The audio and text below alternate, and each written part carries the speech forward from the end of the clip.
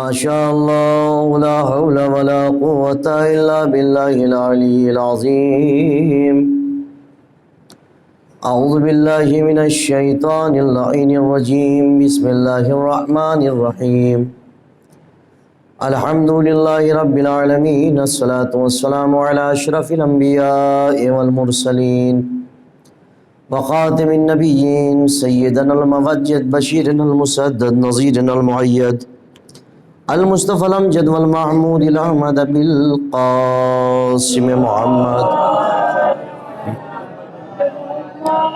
وعلى أهل بيته الطيبين الطاهرين المعصومين ولعنة الله على أعدائهم أجمعين من الآن إلى قيام يوم الدين. أما بعد، فقد قال الله تعالى سبحانه في كتابه الكريم: بسم الله الرحمن الرحيم. لقد كان لكم في رسول الله أسوة حسنة. صلی اللہ. عزیزان محترم، عشرہ سجادیہ کی یہ آج آخری مجلس ہے اور مسلسل اسی آیہ کریمہ کے ذیل میں ہماری گفتگو ہوتی رہی ہے اور ہم نے کوشش کی ہے کہ اس آیہ کریمہ کے ذیل میں کچھ باتیں آپ تک پہنچائی جائیں. عزیزان محترم، میں نے جیسا کہ ابتدائی مجالس میں کہا تھا کہ ہمارے پاس معصومین علیہ السلام کی جو عصمت ظاہری ہے وہ 273 سال پر مشتمل ہے. تو ظاہر سی بات ہے کہ جب ہمارے پاس اتنا سب کچھ موجود ہے ذخیرہ، تو پھر ہمارا اخلاق اسی بلندی پر ہونا چاہیے.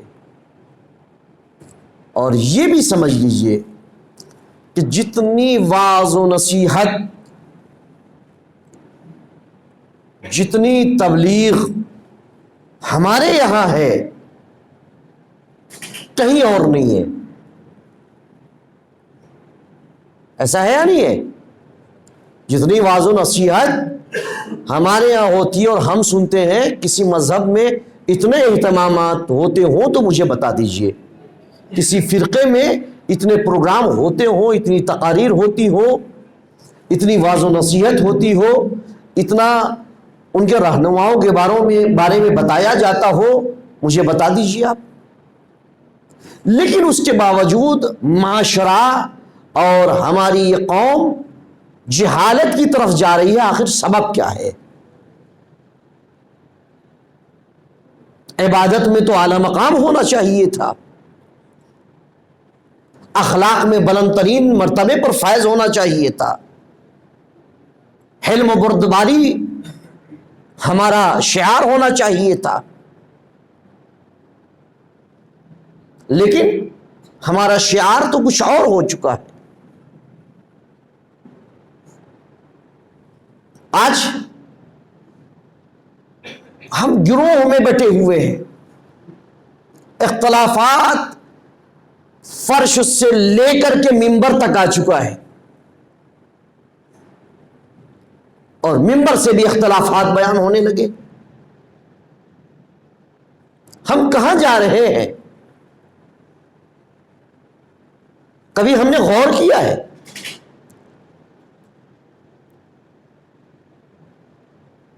آج اتنا زیادہ انتشار ہے کہ ہمارے نوجوان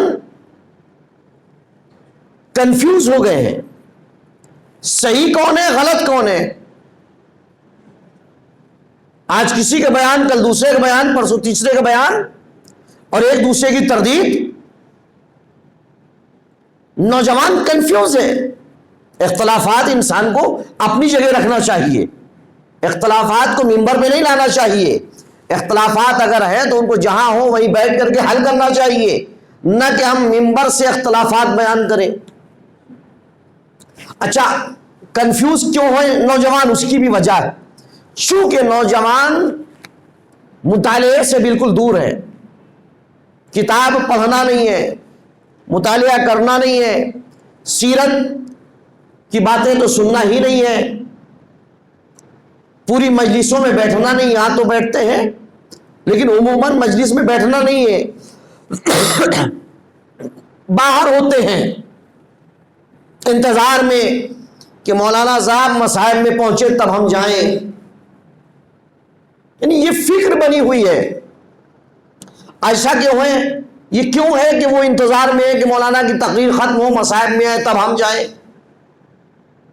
یا تو ان کے مزاج کی گفتگو نہیں ہو رہی ہے، یا وہ سننا نہیں چاہ رہے ہیں، یا انہیں بات سمجھ میں نہیں آ رہی ہے، یا ان کے لیے پڑھی نہیں جا رہی ہے. کچھ نہ کچھ تو بات ہے، کوئی نہ کوئی وجہ، کوئی نہ کوئی سبب، کوئی نہ کوئی ریزن تو ہے. ہمارے پاس کچھ اور بچا نہیں ہے، مطالعہ ہمیں کرنا نہیں ہے. اگر مطالعہ نہیں کرنا تو کم از کم یہ جو فرش اعضا ہے، اس منبر سے جو تبرک بڑھتا ہے، کم از کم ہم اسی پر اکتفا کریں، اسی کو غور سے سننے لگ جائیں، اسی کو اپنے عمل میں لے آئے تو معاشرہ ہمارا کافی حد تک بہتر ہو جائے گا. لیکن ہم اس کی طرف متوجہ ہی نہیں ہوتے ہیں کہ منبر سے ذاکر کیا بیان کر رہا ہے، منبر سے خطیب کیا بیان کر رہا ہے، معصوم کے بارے میں خطیب نے کیا بیان کیا ہے، امام کے بارے میں خطیب نے کیا بیان کیا ہے، معصومین نے ہمارے لیے پیغام کیا دیا ہے، کبھی ہم غور ہی نہیں کرتے. آج چھوٹی سی چھوٹی جگہ ہو وہاں بھی آپ کو اختلاف نظر آئے گا، بڑی سی بڑی جگہ چلے جائیے وہاں بھی اختلاف نظر آئے گا. کیوں ایسا ہے؟ پارٹیاں سال بھر سب ایک رہتے ہیں، ساتھ میں اٹھتے بیٹھتے ہیں، نام حسین آیا ہم ان کے مجلس میں نہیں جاتے، وہ ہمارے یہاں مجلس میں نہیں جاتے. یہ حسینی کا شیوا تو نہیں ہونا چاہیے. اور ہم کہتے ہیں حسینی ہے. ساری برائیاں 11 مہینے بالکل 10 مہینے ختم رہتی ہیں، چاند نمودار ہوا محرم کا بس سلسلہ شروع. عزیزان محترم، غور کرنے کی ضرورت ہے. آج نوجوان کنفیوز ہے، نوجوان کو نئی راہ دینے کی ضرورت ہے، نئی فکر دینے کی ضرورت ہے. میں ابھی ایک کتاب لے کر کے آیا ہوں ممبر پہ. آپ ہو سکتا ہے سوچیں کہ مولانا صاحب کتاب لے کر کے آ گئے، لگ رہا ہے آج بہت زیادہ پڑھیں گے. نہیں، ایک چھوٹی سی دعا کا ایک حصہ، دعائے مکارم الاخلاق، اس کا ترجمہ میں آپ کے سامنے بیان کروں گا. امام زین العابدین علیہ السلام کی دعا ہے.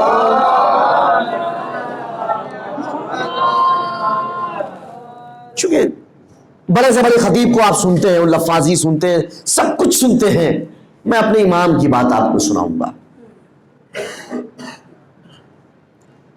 دعا مانگنے کا طریقہ امام علیہ السلام نے بیان کیا ہے. ہم اللہ کی بارگاہ میں جب دعا مانگتے ہیں نماز کے بعد، تو ہمارا دعا مانگنے کا طریقہ کیا ہوتا ہے، امام کا دعا مانگنے کا طریقہ کیا ہے. یہ جو دعا مانگنے کا طریقہ ہے یہ امام نے ہمارے لیے رکھا ہے، ہمیں بتایا ہے کہ دیکھو خداوند عالم سے تم جو چاہو طلب کر سکتے ہو، بس طریقہ یہ اپنانا جو میں کر رہا ہوں. ہم چاہتے ہیں کہ ہماری مرضی کی چیز اور ہمارے ہی طریقے سے مل جائے. بھائی کسی بڑے سے مانگنے کا ایک طریقہ ہوتا ہے، جس کا جیسا مرتبہ اس سے اسی اعتبار سے مانگا جاتا ہے. پھر خدا سے بڑا کون ہے؟ اب خدا سے مانگنا ہے تو اس سے مانگنے کا طریقہ بھی کچھ الگ ہونا چاہیے. بڑا انسان بھی چاہتا ہے کہ جو دیا ہے اس نے پہلے اس کا شکریہ ادا کریے، اس کی نگاہ میں اگر غلطی کی ہے تو غلطی کا اعتراف کر لیجئے تاکہ بڑا آدمی خوش ہو جائے، آپ کو عطا کر دے. خدا بھی یہی چاہ رہا ہے کہ تم نے جو غلطی کی ہے اس کا اعتراف کر لو، اس نے جو نعمتیں دی ہیں اس کا بھی اقرار کر لو، شکریہ ادا کر دو، وہ عطا کر دے گا تم کو.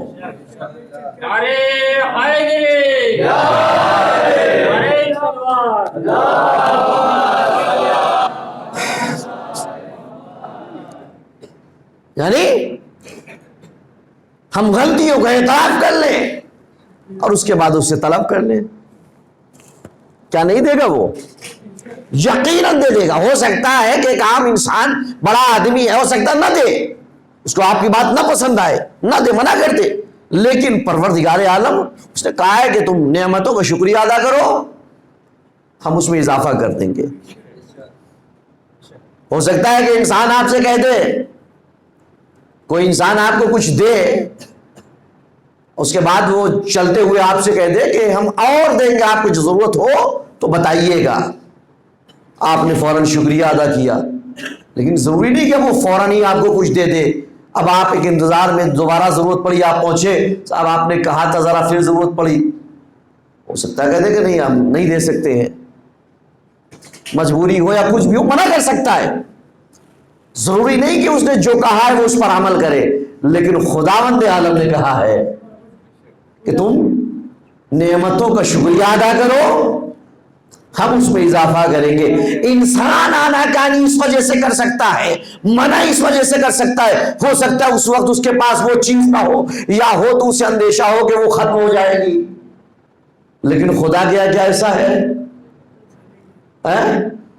اس کے یہاں تو کچھ چیز کم ہونے والی نہیں ہے، لا محدود ہے، اس نے وعدہ کیا ہے تو اسے وہ ضرور بھی ضرور پورا کرے گا۔ لہٰذا ہماری دعاؤں کا طریقہ ایسا ہی ہونا چاہیے جیسا امام زین العابدین علیہ السلام نے بتایا ہے،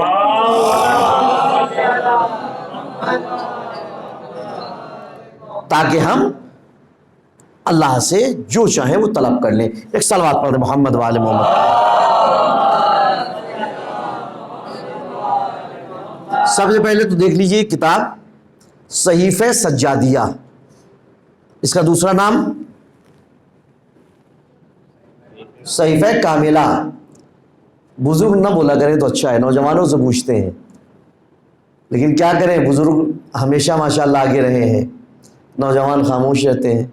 صحیفہ کاملہ دوسرا نام، اس میں یہ دعاؤں کا مجموعہ ہے امام زین العابدین علیہ السلام کا۔ آپ سوچئے ذرا، 40 سال مسلسل امام نے گریہ کیا ہے، کتنا؟ لیکن کیا عبادت میں کمی آئی ہے؟ تبلیغ میں کمی آئی ہے؟ نماز میں کمی آئی ہے؟ زین العابدین و سید الساجدین کا لقب واقعہ کربلا کے بعد ملا ہے۔ ہم تو ذرا سا مجلسوں میں تھک جاتے ہیں، شب بیداری ہو گئی تو تھک گئے، نماز نہیں پڑھیں گے، کام کو زیادہ کر لیا تو نماز نہیں پڑھیں گے، محنت کو زیادہ کر لیا تو نماز نہیں پڑھیں گے، ایسا ہے یا نہیں ہے؟ زین العابدین علیہ السلام جو خون کے آنسو روتے تھے، ہم تو مجلس میں روتے ہیں، کبھی دل چاہا تو رو لیے، لیکن امام مجلس کا بھی انتظار نہیں کرتے تھے۔ عزیزان محترم، ایک صلوات پڑھ دیں محمد والے محمد پر۔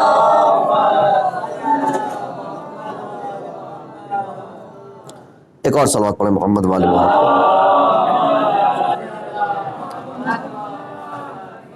دعائے مکارم الاخلاق کا ایک حصہ بیان کر رہا ہوں میں آپ کے سامنے، اور یہ اس لیے بیان کر رہا ہوں تاکہ کسی بھی نوجوان کے اندر ایک دلچسپی پیدا ہو جائے، ایک جذبہ ہو کہ مولانا صاحب نے پڑھا ہے، لائیے ہم پڑھ کے دیکھیں مزید اس میں کیا ہے ہمارے لیے۔ مکارم الاخلاق بہت شاندار دعا ہے، بہت مطالب اس میں موجود ہے۔ میں آپ کو پہلے لفظ بلفظ ترجمہ آپ کے سامنے بیان کروں۔ ایک اور صلوات پڑھ محمد والے محمد۔ سب سے پہلی معصومین علیہ السلام کے ایک شیوہ رہا ہے کہ جب بھی بارگاہ خداوندی میں کوئی گفتگو کرتے تھے تو سب سے پہلا جملہ ہوتا تھا، خداوندہ محمد و آل محمد پر رحمت نازل فرما۔ ہم اپنی دعا میں کیا کبھی کہتے ہیں؟ کبھی نہیں کہتے کہ پروردگارہ محمد و آل محمد پر رحمت نازل فرما۔ اگر درود پڑھ لیا تو پڑھ لیا، ورنہ نہیں پڑھتے اور شکوہ کرتے ہیں کہ ہماری دعا قبول کیوں نہیں ہوتی۔ معصومین نے کہا ابتدا میں بھی دعا پڑھو، انتہا میں بھی صلوات پڑھو، شروع میں بھی صلوات پڑھو، آخر میں بھی پڑھو، یقیناً دعا مستجاب ہو جائے گی۔ لیکن ہم اتنی جلدی میں رہتے ہیں کہ صلوات بھی بھول جاتے ہیں اور بس دعا، پروردگارہ ہم فلاں چیز تجھ سے مانگ رہے ہیں، ہمیں دے دے فوراً۔ یہ طریقہ ہے عموماً دعا مانگنے کا۔ اور مجھے ظلم کرنے والوں کے مقابلے میں قوت عطا فرما۔ ظالم کے مقابلے قوت کون دیتا ہے جی؟ خدا دیتا ہے۔ خدا سے قوت طلب کریں گے تو دنیا کی بڑی سے بڑی طاقت کچھ نہیں کر پائے گی۔ جب خدا سے قوت طلب کریں گے تو فرعون جیسوں کے سامنے مثل ہارون و موسیٰ کھڑے ہو کے گفتگو کر لیں گے، اتنی قوت اللہ عطا کر دے گا۔ یہی تو کہا تھا موسیٰ نے، ہارون نے، میں نے ایک مجلس میں بیان کیا تھا نا، اونی کپڑا، ایک چرواہے جیسا کپڑا پہنے ہوئے، ہاتھ میں عصا لیے، کہا تو اللہ کو مان لے میں تیری حکومت کی ضمانت دیتا ہوں، ہے کچھ نہیں لیکن حکومت کی ضمانت۔ یہ بول کیا رہے ہیں؟ بول رہے ہیں خدا پہ بھروسہ کر کے، خدا پہ توکل کر کے۔ جب معلوم ہے کہ ہم خدا سے مدد طلب کر رہے ہیں، اب قوت خدا دے گا، سامنے اب چاہے فرعون ہی کیوں نہ ہو، ہمیں کوئی فرق نہیں پڑتا ہے۔ جب خدا پہ بھروسہ ہوگا تو فرعون جیسے دسیوں آ جائیں کوئی فرق پڑنے والا نہیں۔ جھگڑا کرنے والوں کے مقابلے میں قوت عطا کر دے پروردگارا، زبان اور دشمن کے مقابلے میں ہمیں کامیابی عطا فرما، مکاری کرنے والوں کے مقابلے میں حسن تدبیر عطا فرما۔ یعنی ہم مکاری اگر کوئی کر رہا ہے تو میں بھی مکاری نہ کروں بلکہ حسن تدبیر دے دے، اتنی اچھی تدبیریں عطا کر دے کہ وہ اگر مکاری کر رہا ہے میں حسن تدبیر کے ذریعے سے اسے ذلیل کر سکوں، حسن تدبیر کے ذریعے سے اسے زیر کر سکوں۔ حسن تدبیر کا مطلب یہ ہے کہ آپ اچھائی کے ذریعے سے اس کو پست کرتے چلے جائیے، وہ برائی کرتا رہے گا، کرنے دیجیے، آپ اچھی تدبیروں کے ذریعے سے آگے بڑھتے چلے جائیں۔ حسن تدبیر دینے والا کون ہے؟ خدا ہے۔ دباؤ ڈالنے والوں کے مقابلے میں قدرت عطا فرما، یعنی جو دباؤ ڈالے اس کے مقابلے میں قدرت عطا فرما، اور بدگوئی کرنے والوں کے مقابلے میں چھٹلانے کی قوت عطا کر۔ یعنی جو بدگوئی کرتے ہیں، پیٹھ پیچھے برائیاں کرتے ہیں، برا کہتے ہیں، اس کے لیے بھی ہمیں قوت عطا کر دے کہ ہم اس کو صبر کر سکیں، اسے برداشت کر سکیں۔ دھمکانے والوں کے مقابلے میں سلامتی، یعنی جو دھمکاتے ہیں ان کے مقابلے میں ہمیں سلامتی عطا فرما۔ ہدایت کرنے والوں کی اطاعت کی توفیق عطا کر دے پروردگارا، اتنی توفیق، یہ دعا تو میرے حساب سے 70-80% لوگ نہیں مانگتے ہوں گے خدا سے، کہ پروردگارا جو ہدایت کرنے والے ہیں ہمیں ان کی اطاعت کی توفیق عطا کر دے، تاکہ ہم ہدایت کرنے والوں کی ہدایت پر ان کی اتباع کریں، اور جب اتباع کریں گے تو ظاہر سی بات ہے کامیاب ہوں گے۔ آپ بتائیے کتنے لوگ یہ دعا مانگتے ہیں خدا سے کہ پروردگارا ہادیوں کی پیروی کی توفیق عطا کر؟ مانگنی چاہیے یہ دعا، دعا خدا بند عالم پوری کرنے والا ہے۔ ہمیں ہر حال میں پروردگار سے دعا مانگنا چاہیے۔ راستہ دکھانے والوں کی اتباع کرنے کی صلاحیت عطا فرما، پروردگارہ جو سیدھا راستہ دکھا رہے ہیں، جو ہدایت کر رہے ہیں، ان کی اتباع اور پیروی کرنے کی توفیق عطا فرما دے۔ چونکہ اگر خدا توفیق دے گا تو لاکھ پھر شیطان کوشش کر لے کہ آپ اس کی پیروی سے ہٹ جائیں، شیطان ہار جائے گا لیکن آپ کبھی نہیں ہاریں گے۔ صلوات پڑھیں محمد والے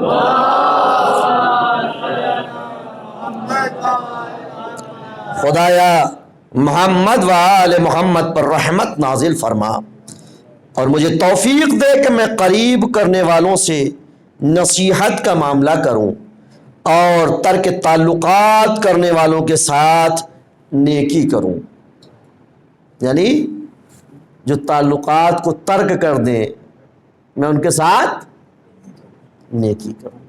یہ صرف امام کی دعا نہیں ہے، امام کا یہ کردار رہا ہے، امام کا یہ اخلاق رہا ہے، ہر امام کا اخلاق رہا ہے کہ جنہوں نے قطع تعلق کیا اور جو امام سے ناراض تھے امام اس کی بھی مدد کرنے جاتے تھے، امام ان لوگوں کو بھی کھانا پہنچاتے تھے جو خدا سے دعا کرتے تھے پروردگار ہمارے اور ان کے درمیان فیصلہ کر دے، وہ ہمارا حق نہیں دے رہے ہیں۔ جب امام اس دنیا سے گئے تو معلوم ہوا کہ وہ مدد کرنے والا، وہ کھانا پہنچانے والا کوئی اور نہیں بلکہ فرزند رسول تھا۔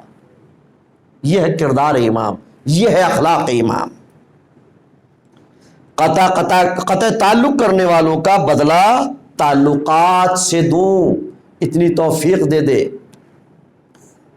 اور غیبت کرنے والوں کا جواب بہترین ذکر خیر سے دوں، یعنی جو ہماری غیبت کرے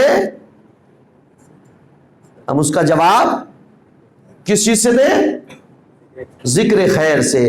جو لوگ موبائل چلا رہے ہیں برائے کرم موبائل کو اپنے بند کر لیں یا باہر جا کر کے اطمینان سے موبائل چلائے، کوئی مسئلہ نہیں ہے۔ ایک صلوات پڑھ دیں محمد والے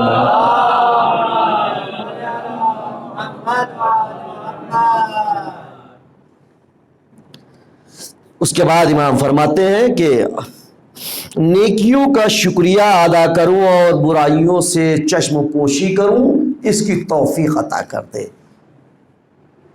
نیکیوں کا شکریہ اور برائیوں سے چشم پوشی، یعنی برائیوں سے آنکھ بند کرنے کی توفیق عطا کر دے۔ ہم کیا کرتے ہیں؟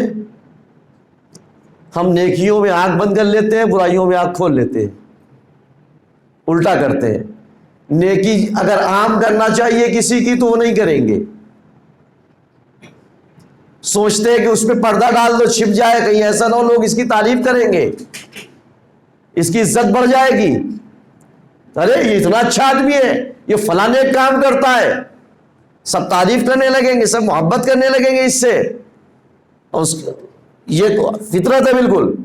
اور برائی دیکھی تو فوراً بیان کرنے لگیں گے برائی، کیوں؟ تاکہ لوگ اس سے نفرت کرنے لگ جائیں، تاکہ لوگ اسے برا سمجھنے لگ جائیں، لوگوں کی نگاہ میں اس کی عزت ختم ہو جائے، اس کی وقت ختم ہو جائے۔ یہ ہم کیوں نہیں سوچتے ہیں کہ عزت و ذلت خدا کے ہاتھ میں ہے؟ وَتُعِزُّ مَن تَشَاءُ وَتُذِلُّ مَن تَشَاءُ بِيَدِكَ الْخَيْرُ، عزت و ذلت خدا دینے والا ہے۔ اور پھر اگر ہم چاہتے ہیں کہ ہمارے گناہوں میں پروردگار عالم پردہ ڈالے، اور پردہ ڈالتا بھی ہے وہی، ورنہ کتنے ایسے گناہ ہیں کہ جن کو اگر اللہ حیا کر دے تو آج میں منبر پہ بیٹھنے لائق نہیں رہوں گا۔ کوئی ایسا انسان نہیں ہے، میں دوسرے کے لیے تو نہیں کہہ سکتا، اپنے لیے تو کہہ سکتا ہوں کہ اگر میرے گناہ کو حیا کر دے تو میں نگاہ ملانے کے قابل نہیں بچوں گا۔ یہ اس کا کرم ہے کہ اس نے عیبوں میں پردہ ڈال رکھا ہے اور میں آپ کے سامنے بیٹھا۔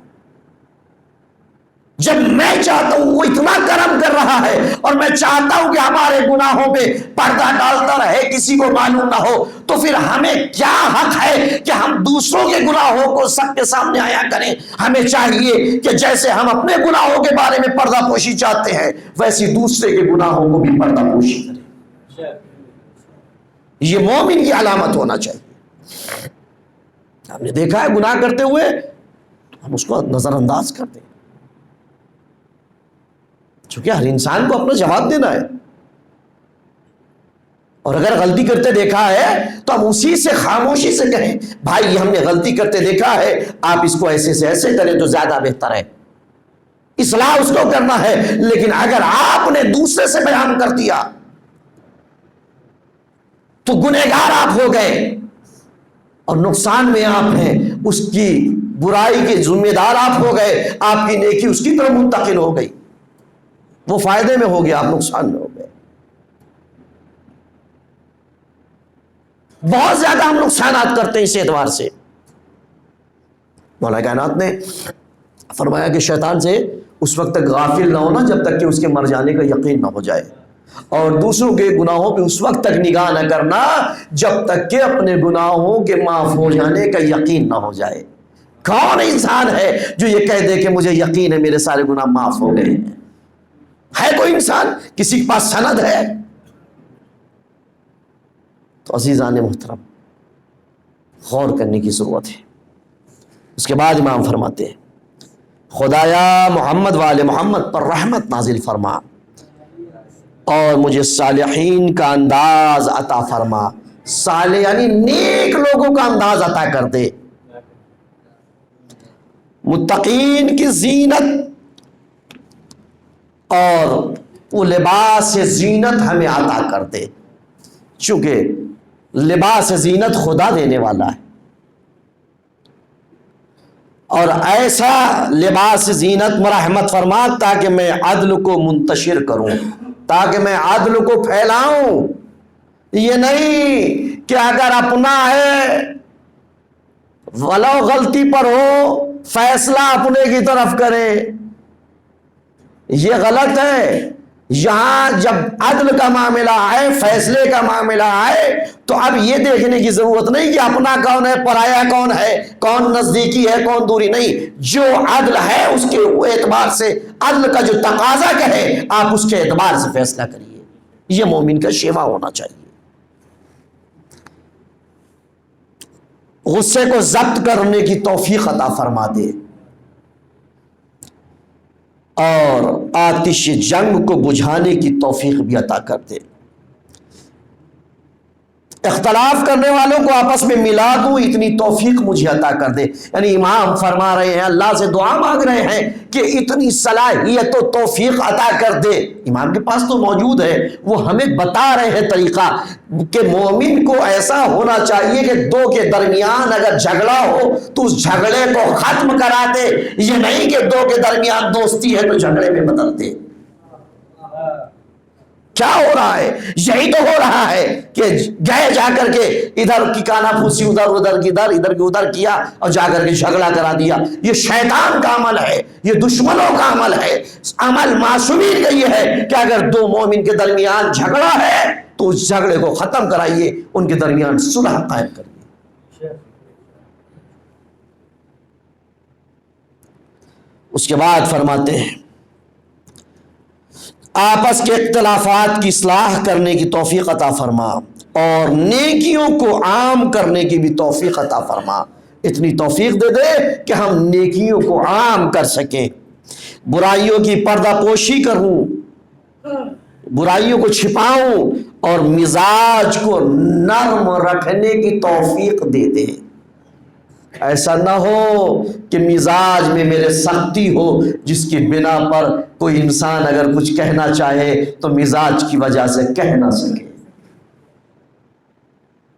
ہوتا ہے آج حالت تو یہ ہوتی ہے کہ کبھی کبھی والدین اپنی اولاد سے مزاج کی سختی کی بنا پر اپنے دل کی بات نہیں کہہ پاتے۔ وائے ہے ایسی اولاد پر جس کے والدین بات کہتے ہوئے ڈرے،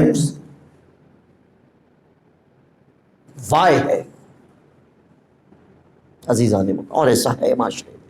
ایک صلوات پڑھ دیں محمد والے محمد۔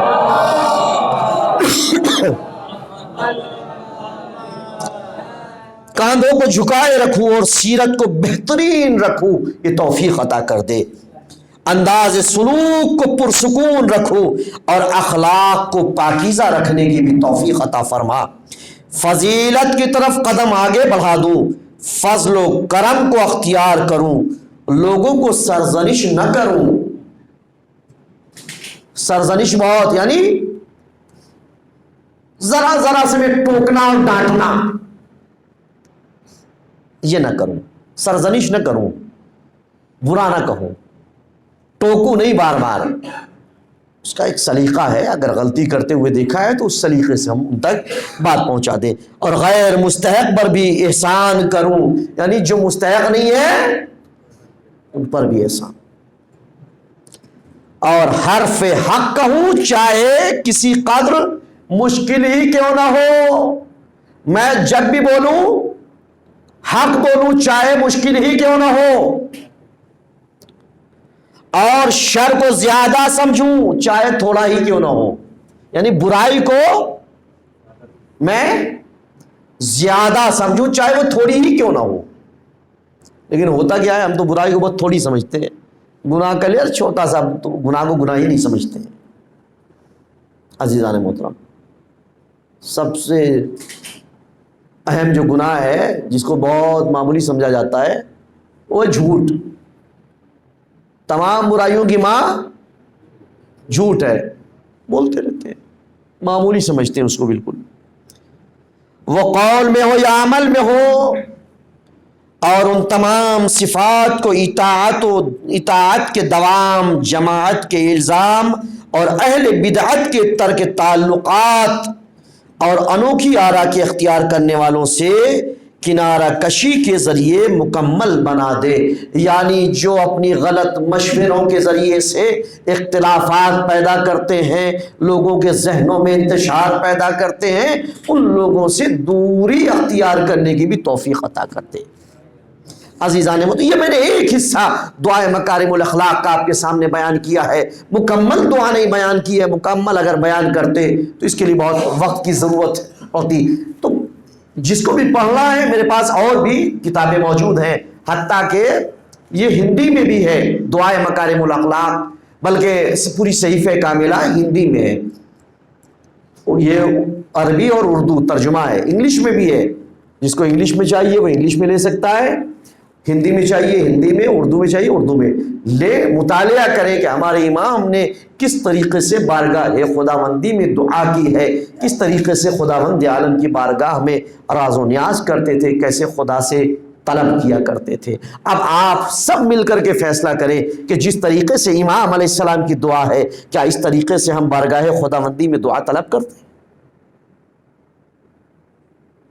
کبھی ہم نے اس طریقے سے اللہ کی بارگاہ میں دعا نہیں طلب کی ہے، کبھی ہم نے اس طریقے سے پروردگار سے مدد نہیں طلب کی ہے، کبھی ہم نے اس طریقے سے پروردگار عالم سے گناہوں کی توبہ نہیں کی ہے۔ ہمارے یہاں تو گناہ کا توبہ کا مطلب اللہ توبہ بس، یعنی گال میں ہاتھ کر لیا بس توبہ ہو گیا۔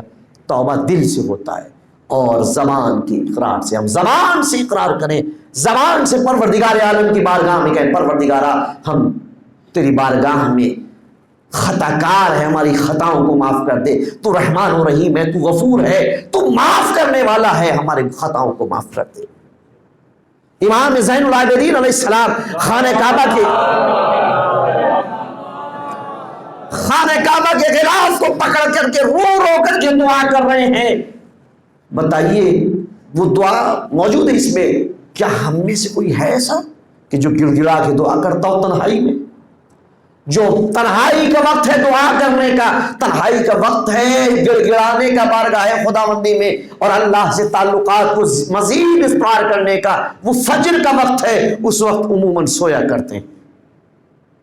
اللہ نے وہ وقت بنایا ہی اس لیے رکھا ہی اس لیے ہے تاکہ اس کے بندے تنہائی میں اس سے راز و نیاز کر سکیں اور اپنی باتوں کو اس کے سامنے بنا کسی شرم کے رکھ سکیں، تاکہ اسے یہ احساس ہو کہ میں نے کسی اور سے نہیں اپنے رب سے اپنی بات کہی ہے۔ عزیزان محترم، شب شہادت امام زین العابدین علیہ السلام،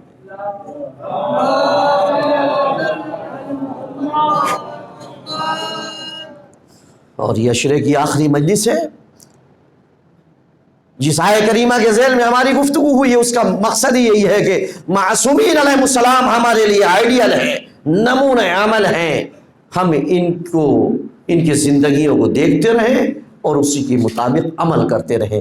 ہمیں عزاداری، وہ لوگ بعض ممبر پہ ایسے افراد آتے ہیں جو نماز اور عزاداری کو ٹکراتے ہیں، ان سے آپ سوال کریے کہ تم کیا امام زین العابدین سے زیادہ عزادار بڑے ہو؟ امام زین العابدین تو اس عزاداری کی بنیاد رکھنے والے ہیں، فاؤنڈر ہیں عزاداری کی۔ امام نے عبادت بھی کی ہے، عزاداری بھی کی ہے، پھر ہم کیوں ٹکراتے ہیں؟ قطعی ٹکرانے کا حق نہیں ہے، ہر چیز کا اپنا وقت ہے۔ 40 سال مسلسل امام خون کے آنسو روئے، ایک مقام پر مجلس ہوئی، یہ مسلسل رونا یہ عام بات نہیں ہے، معمولی بات نہیں ہے۔ تو ایک ذاکر نے یہ جملہ پڑھا کہ امام 40 سال مسلسل روئے ہیں۔ تو ایک شخص نے مجلس کے بعد اعتراض کیا، کہنے لگا کہ یہ کیسے ہو سکتا ہے کہ ایک انسان 40 سال وہ بھی خون کے آنسو روئے؟ یہ کیسے پاسبل ہے؟ جس سے اعتراض کیا گیا وہ شخص آیت اللہ خوئی کے پاس پہنچا اور آیت اللہ خوئی سے اس نے کہا کہ سرکار، ایک شخص نے اعتراض کیا ہے کہ یہ کیسے ممکن ہے کہ 40 سال مسلسل کوئی خون کے آنسو روئے۔ کہا اس آدمی کو بلا لینا اور کل نماز کے بعد مجلس رکھ دینا اور ایک مداح کو بلانا، یعنی جو مصائب پڑھنے والا ہے، وہیں پہ جواب ملے گا۔ کہا ٹھیک ہے۔ وہ مداح، وہ ذاکر ممبر پہ گیا، اس نے مصائب پڑھے، آیت اللہ خوئی گریہ کر رہے تھے۔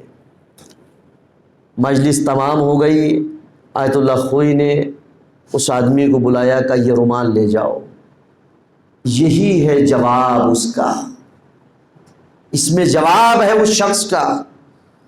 اس نے دیکھا کھول کر کے تو اس میں 2 قطرے خون کے موجود تھے، تازہ خون جو آنکھ سے نکلے تھے۔ فوراً سمجھ گیا، جا کر کے اس نے کہا کہ دیکھو یہ نائب امام ہے، جب وہ خون کے آنسو رو رہے ہیں تو پھر امام کا کیا حال ہوگا جس نے اپنی آنکھوں سے پورا گھر اجڑتے ہوئے دیکھا۔ اللہ اکبر، خدا آپ کو کوئی غم نہ دے۔ آج اس امام کا پرسہ جو اپنے بابا کا پرسہ لینے کے لیے آتے تھے، اپنے بھائی کا پرسہ لینے کے لیے آتے تھے، اپنے چچا کا پرسہ لینے کے لیے آتے تھے، لیکن آج خود حسین آئے ہوں گے، لاؤ میرے زین العابدین کا پرسہ مجھے دے دو۔ آج عباس آئے ہوں گے، لاؤ میرے بھتیجے زین العابدین کا پرسہ مجھے دے دو۔ علی اکبر آئے ہوں گے، لاؤ میرے بھائی کا پرسہ مجھے دے دو۔ علی اصغر بھی آئے ہوں گے، زینب ام کلثوم بھی آئی ہوگی، لاؤ ہمیں پرسہ دے دو۔ امام زمانہ بھی ہوں گے، آپ بھی کہیے یا امام زمانہ اپنے جد کا پرسہ لے لیجئے، شب شہادت ہم پرسہ دینے آئے ہیں۔ رونے میں کوئی تکلف نہیں ہونا چاہیے، کوئی شرم نہیں ہونا چاہیے رونے میں۔ عزیزان محترم، ایک شخص نے امام زین العابدین سے کہا، وہ امام جو ہمیشہ روتا تھا، میں نے کہا نا ابتدا میں کہ ہم مجلس کے انتظار میں ہوتے ہیں، مجلس ہو تو روئیں گے، لیکن امام مجلس کے انتظار نہیں کرتے تھے۔ اگر قصاب کی طرف سے گزرتے تھے اور دیکھتے تھے، فوراً پوچھتے تھے تم نے اس جانور کو پانی پلایا؟ اگر وہ کہتا تھا ہاں پانی پلا دیا، کربلا کا رخ کہتے تھے بابا ارے کیا آپ ان جانوروں سے گئے گزرے تھے؟ ارے یہ جانور کو بھی ذبح کرنے سے پہلے پانی پلاتے ہیں۔ ہائے میرا مظلوم بابا، ہائے میرا مظلوم بھائی علی اصغر، اجرکم اللہ۔ کسی نوجوان کو دیکھتے تھے، یاد علی اکبر کی آ جاتی تھی، ہائے میرا اکبر۔ کسی بچے کو دیکھتے تھے، اصغر یاد آ جاتے تھے، ہائے میرا اصغر، گریہ کرنے لگتے تھے۔ ایک شخص نے امام علیہ السلام سے کہا کہ میرے گھر میں شادی ہے، ہم چاہتے ہیں آپ شریک ہوں۔ امام نے کہا آؤں گا، لیکن ایک شرط ہے، اکبر کے مصائب پڑھنا، مجلس رکھنا، اکبر کے مصائب پڑھوانا، میں ضرور آؤں گا۔ عزیزان محترم، مجلس، اس شخص نے مجلس رکھی، مصائب علی اکبر ہوئے۔ راوی کہتا ہے، تاریخ میں موجود ہے واقعہ کہ جب امام گئے، علی اکبر کا مصائب بیان کیا گیا، امام بار بار آواز دے رہا، ہائے میرا اکبر، ہائے میرا اکبر بھیا۔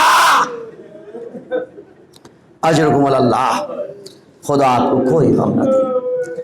آپ سوچیں کتنا مظلوم ہے امام۔ منہال نے امام سے کہا تھا، جب منہال نے پوچھا تھا، منہال نے امام سے کہا کہ سب سے زیادہ تکلیف کہاں پہنچی؟ تو امام نے کہا شام، الشام، الشام۔ کیوں امام نے کہا معلوم ہے؟ پوچھا کوفے میں تکلیف کم کیوں ہوئی، شام میں زیادہ کیوں ہوئی؟ کہا چونکہ بازار کوفے میں بھی تھا، بازار شام میں بھی تھا، بس فرق یہ ہے کہ شام کے بازار میں شیشے لگائے گئے تھے تاکہ بیویاں اپنی غربت اپنی آنکھوں سے دیکھیں۔ کہنے لگا مولا شہادت تو آپ کی میراث ہے۔ مولا نے کہا تو نے انصاف نہ کیا، شہادت تو میراث ہے لیکن یہ بتا کیا پھوپھیوں کے ساتھ جن کے سروں میں چادریں نہ ہو دیار بدیار پھرنا کیا یہ بھی میراث ہے؟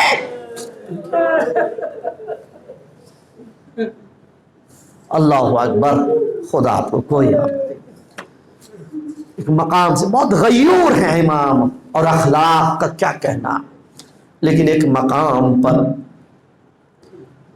قید خانے میں ہاتھوں میں ہتھ کڑی ہے، پیروں میں بیڑیاں ہیں، گلے میں توق ہے، کمر میں لنگر ہے، امام پیر پھیلا کے بیٹھے۔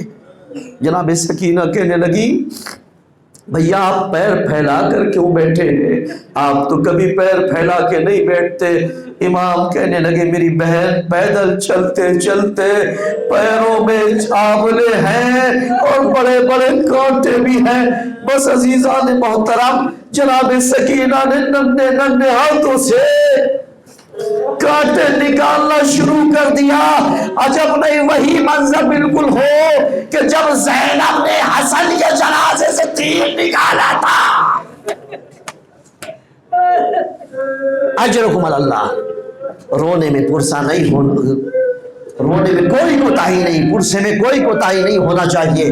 بی بی سکینہ کو پرسا دے رہے ہیں، مظلوم ترین امام ہیں عزیزان محترم۔ چار بس مجلس تمام کر دی، تابوت برآمد ہوگا، کچھ چار ایسے شہید ہیں، چار ایسے جنازے ہیں کہ جن کو غسل دینے والا بے ساختہ چیخ مار کے رویا ہے۔ ایک جب علی فاطمہ کو غسل دے رہے تھے تو فاطمہ سے کہا تھا دختر رسول پہلو سے ہاتھ ہٹا لیجیے۔ فاطمہ کا ہاتھ پہلو سے ہٹا، علی کے ہاتھ سے برتن پانی کا گرا، آواز چیخ مار کر یا فاطمہ زہرا۔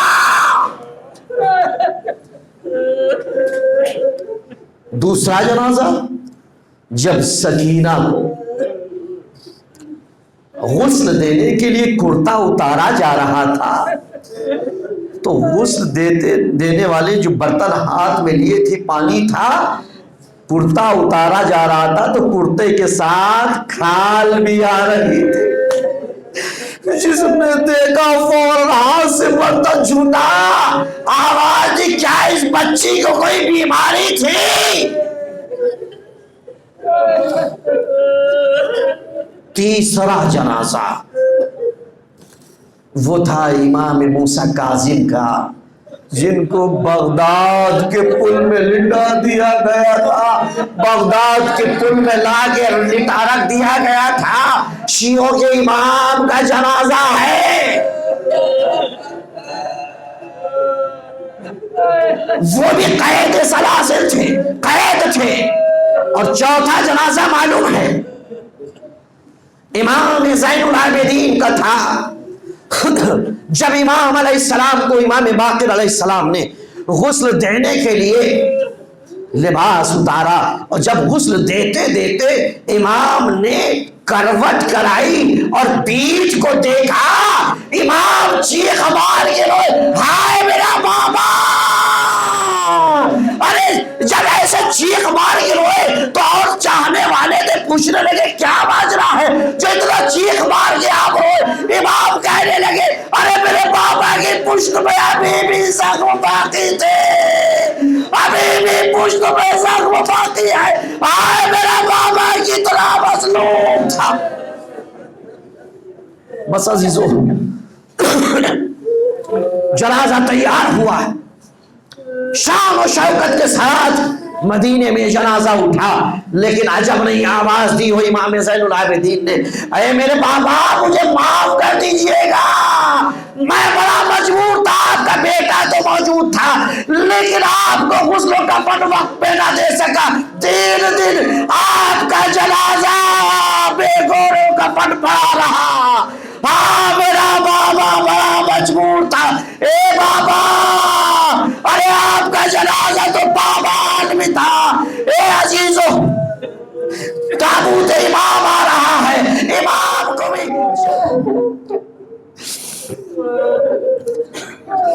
صلی اللہ علیہ یا زین العابدین الا لعنت اللہ للقوم الظالمین وسيعلم الذین ظلموا۔ ماتم حسین